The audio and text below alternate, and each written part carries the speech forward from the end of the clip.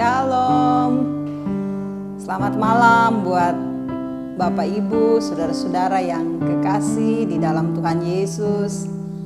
Pada hari ini, Senin 22 Juni tahun 2020, kita berjumpa lagi dalam program Renungan Malam yang disiarkan dari Jemaat Satria Kasih Klasis Makassar Timur.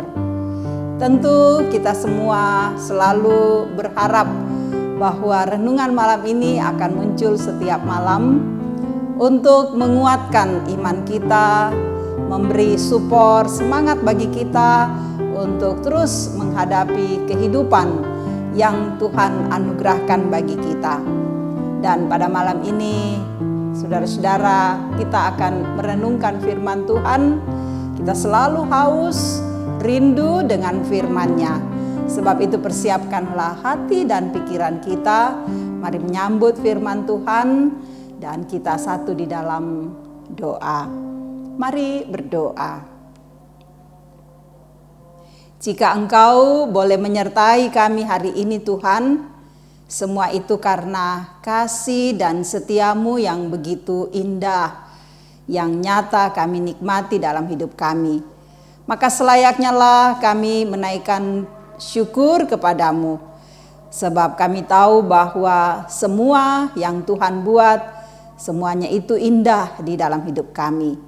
Bapa di dalam sorga, di kesempatan ini kami akan membaca dan merenungkan firman-Mu. Biarlah Engkau ya Roh Kudus bekerja di dalam kehidupan kami, memberikan hikmat agar firman yang kami dengarkan ini sungguh mengambil bagian di dalam kehidupan kami. Bersabdalah Tuhan, kami siap menyambut firman-Mu. Di dalam nama Yesus Tuhan kami bersyukur dan berdoa pada Bapa di sorga. Amin. Saudaraku yang kekasih, malam ini kita akan membaca bagian firman Tuhan dari Injil Matius pasalnya yang ke-14, ayatnya yang ke-22 sampai ayatnya yang ke-33. Yesus berjalan di atas air. Sesudah itu Yesus segera memerintahkan murid-muridnya naik ke perahu dan mendahulinya ke seberang. Sementara itu ia menyuruh orang banyak pulang. Dan setelah orang banyak itu disuruhnya pulang, Yesus naik ke atas bukit untuk berdoa seorang diri. Ketika hari sudah malam, ia sendirian di situ. Perahu murid-muridnya sudah beberapa mil jauhnya dari pantai dan diombang-ambingkan gelombang karena angin sakal. Kira-kira jam 3 malam datanglah Yesus kepada mereka berjalan di atas air. Ketika murid-muridnya melihat dia berjalan di atas air, mereka terkejut dan berseru, "Itu hantu!" Lalu berteriak-teriak karena takut. Tetapi segera Yesus berkata kepada mereka, "Tenanglah, aku ini, jangan takut." Lalu Petrus berseru dan menjawab dia, "Tuhan, apabila Engkau itu, suruhlah aku datang kepadamu berjalan di atas air." Kata Yesus, "Datanglah." Maka Petrus turun dari perahu dan berjalan di atas air mendapatkan Yesus.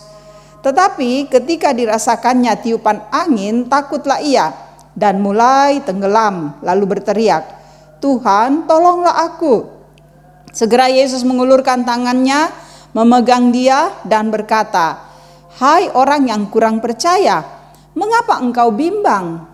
Lalu mereka naik ke perahu dan angin pun redalah. Dan orang yang ada di perahu menyembah dia. Katanya, "Sesungguhnya engkau anak Allah."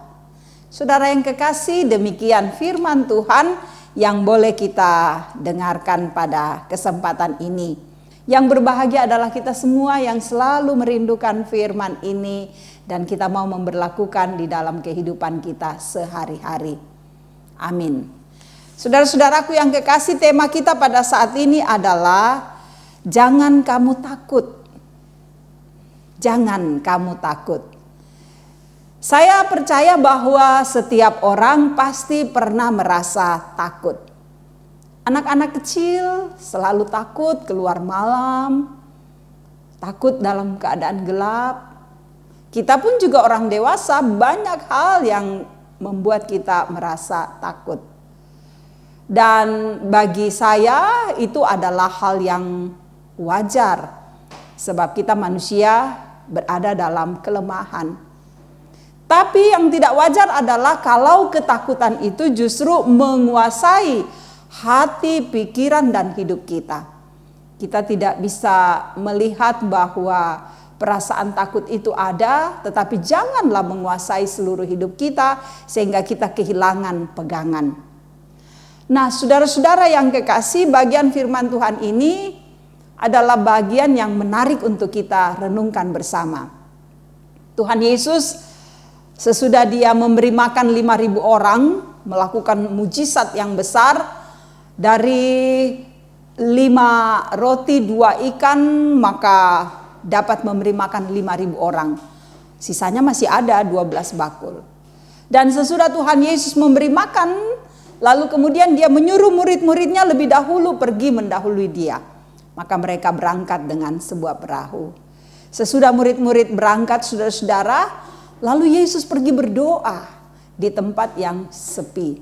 Ini sebuah pelajaran bagi kita. Bagaimana Yesus begitu sibuk mengurus orang banyak, melakukan mujizat, mengajar, tapi masih ada waktu bagi dia untuk berdoa. Pertanyaan, apakah kita juga mau berdoa dalam segala kesibukan kita? Biasanya kan kita mengatakan, jangan, capek. Mau tidur, aduh sudah capek. Tuhan tahulah. Tuhan mengerti kalau saya tidak berdoa, dia tahu. Wah, saudara-saudara, kadang-kala kita punya alasan-alasan seperti itu.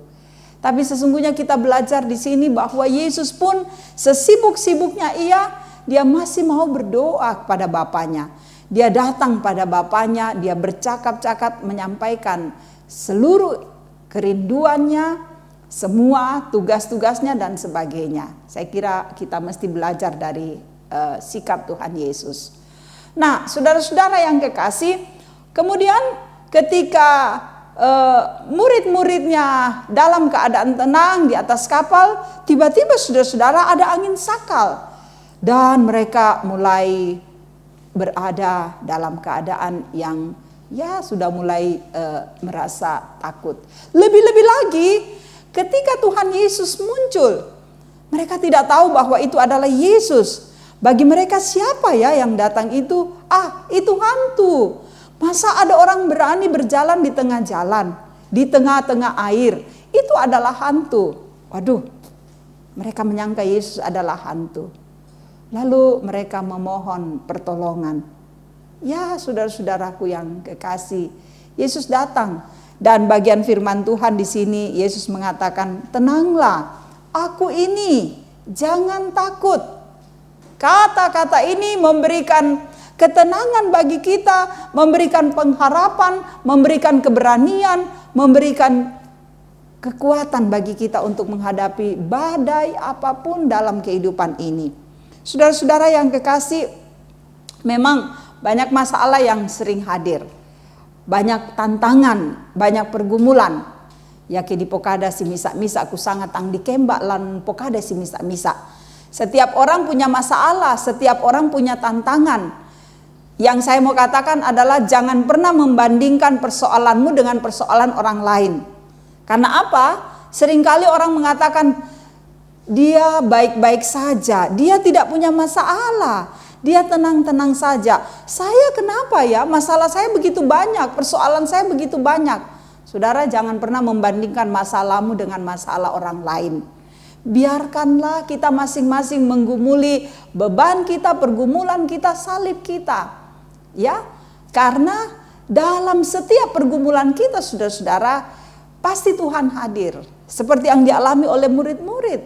Tuhan hadir, tapi mereka menyangka itu adalah hantu dan karena itu meminta pertolongan.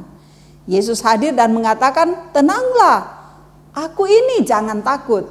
Jadi dalam setiap persoalan kita diajak tenang, sabar. Kata-kata Yesus dengan mengatakan tenang, jangan takut ini memberi pengharapan. Ada orang yang terus bersama dengan kita. Ada orang yang mengalirkan kekuatan dalam diri kita.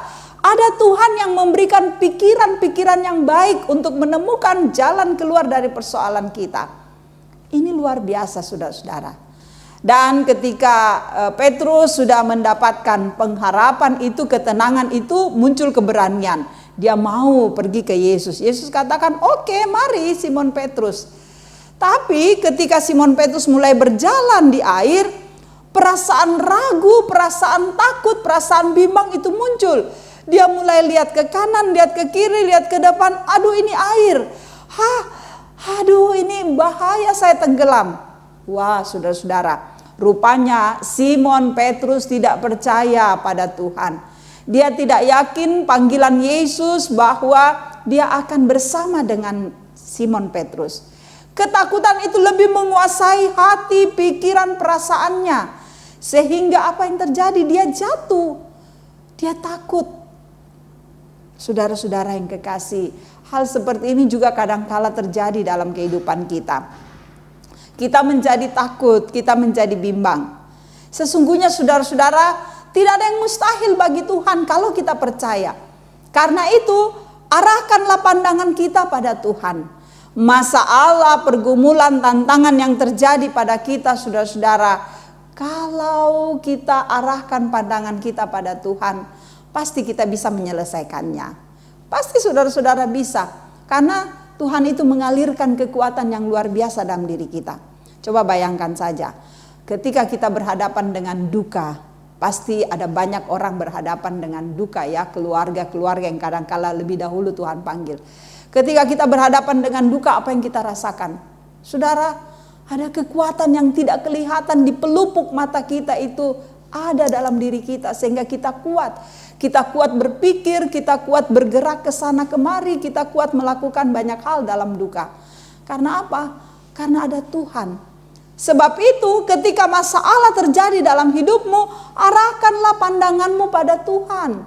Ketika kita mengarahkan pandangan kita pada Dia, kita tidak menoleh ke kanan dan ke kiri, maka Tuhan mengatakan, ini aku bersama denganmu. Ini Tuhan yang bersama dengan kita.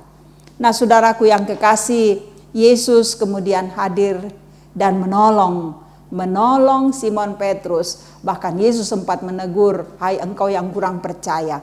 Yesus melakukan mujizat membantu Simon Petrus dan akhirnya orang-orang yang ada di perahu itu mengakui.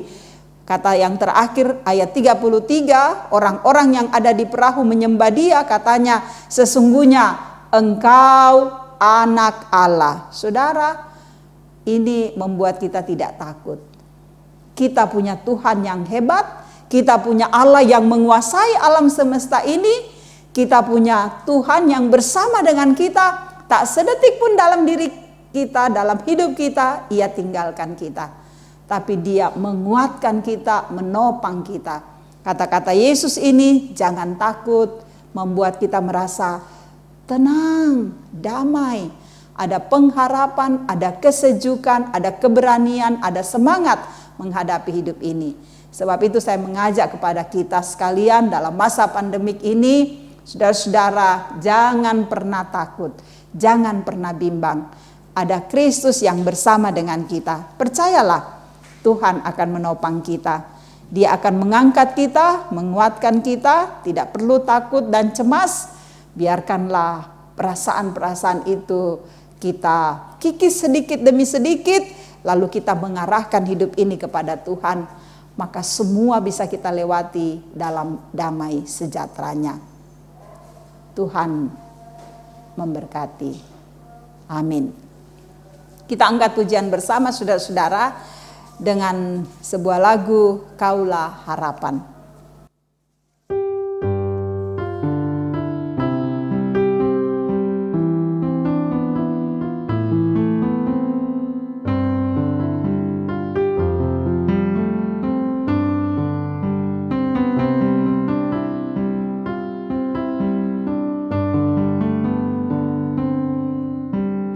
Bukan dengan kekuatanku ku dapat jalani hidupku,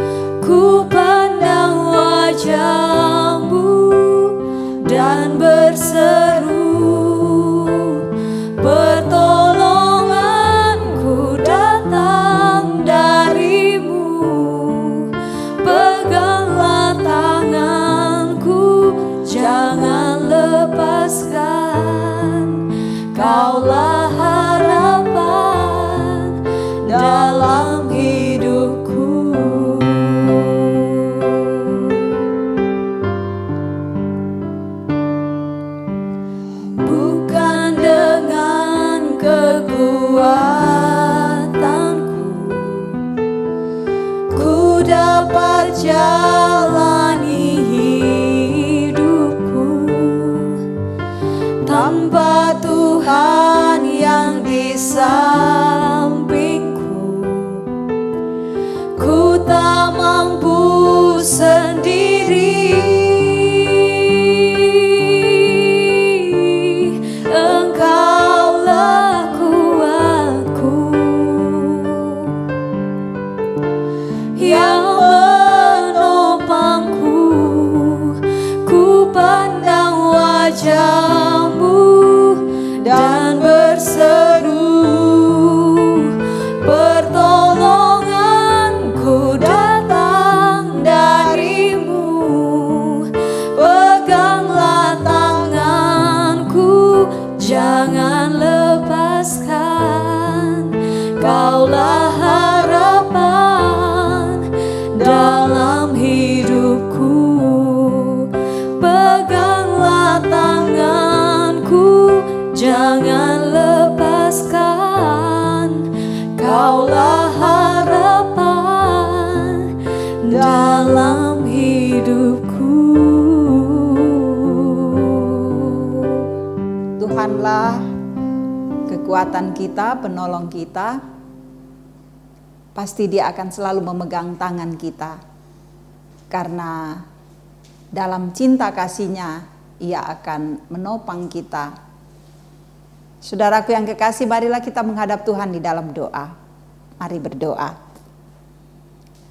Terima kasih Tuhan Yesus, karena malam ini Engkau memberikan kesempatan bagi kami untuk merenungkan firman-Mu.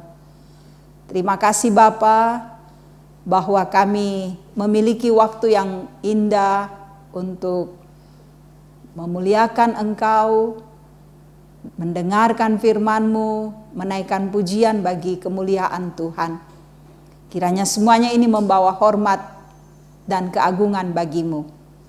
Engkau terus memberkati seluruh sidang jemaat-Mu, baik di Jemaat Satria Kasih atau mereka yang menyaksikan renungan malam ini.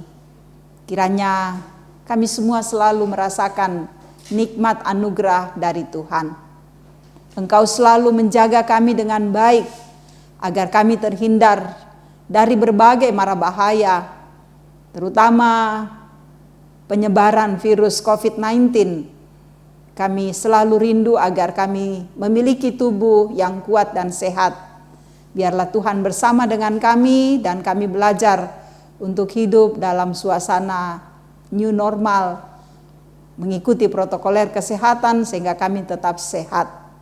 Engkau memberkati seluruh majelis gereja, Jemaat Satria Kasih yang mengangkat pelayanan. Biarlah kami terus melayani dengan penuh kasih.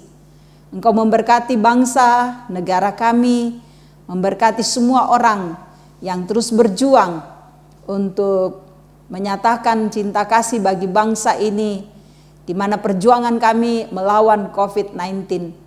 Tenaga kesehatan, tenaga keamanan, pemerintah kami, kuatkan mereka Tuhan, agar mereka tetap teguh dan kokoh melaksanakan tugas-tugas kemanusiaan dengan baik. Terima kasih Bapa. Hidup kami malam ini kami serahkan dalam kuasa-Mu. Lindungilah kami, biar kami boleh melewati malam ini dalam damai sejahtera Tuhan. Dan kami terus mengakui bahwa sungguh Engkau adalah Allah yang hebat. Ini doa kami, hanya di dalam nama Yesus kami berdoa dan bersyukur pada Bapa di sorga. Amin. Terima kasih saudara-saudara, bahwa malam ini kita dapat memuliakan nama Tuhan, menaikkan pujian baginya dan merenungkan firman-Nya. Biarlah semua yang kita buat ini akan memberikan sukacita, dan firman Tuhan yang diberitakan menjadi berkat bagi saudara-saudara dimanapun saudara-saudara berada. Terima kasih, Tuhan memberkati. Salam sehat. Ku pandang wajah-Mu dan berseru,